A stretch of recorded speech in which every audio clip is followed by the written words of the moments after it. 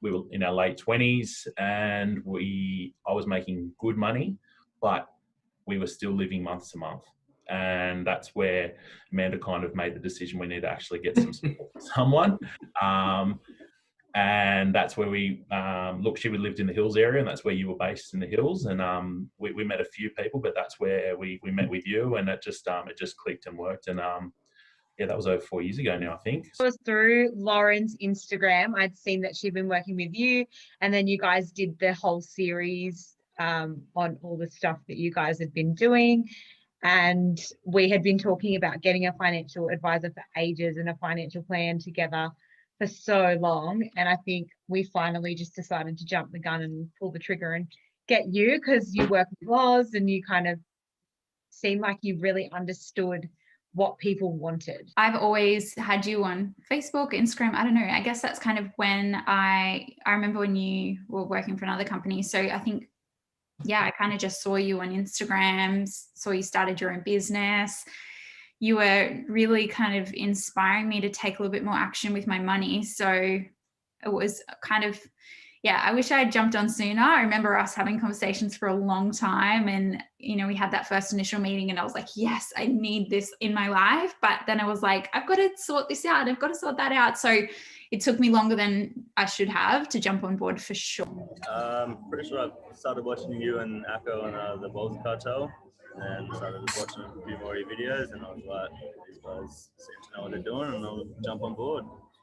Yeah, we're good at making up shit on that podcast. Hopefully it wasn't the first one where we were half chopped. I think it was the second or third you won me.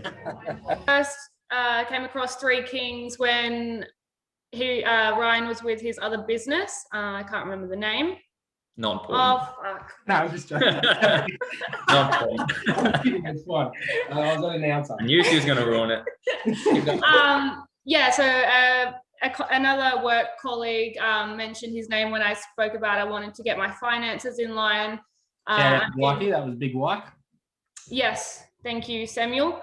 So I just wanted to get my finances in line, and I've been pretty ambitious to try and set myself up for my future. So I reached out to Ryan, and then from the get-go, I think we've hit it off pretty well. And here we are today. Yep. And then Tom just tagged along.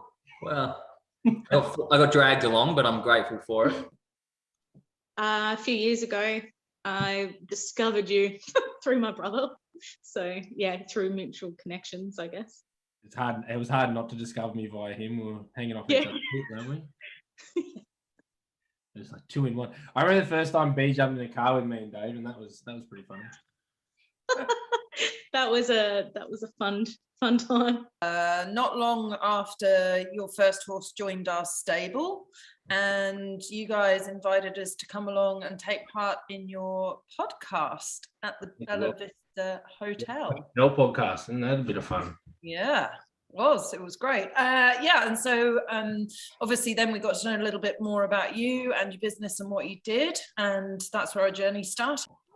It was through myself, so I knew Ryan through the army, and sort of seen him progress through his career outside of the army. And once I sort of found my way, successful, I thought I'd reach out and sort of let him help us get further ahead. But we hummed and hawed over about it for ages, and Shannon kept telling me about this, Ryan guy. And I was like, oh, sounds good. And then one day, we kind of just sort of flicked a switch and realized if we don't do this now, we'll sort of, get it behind. So right place, right time.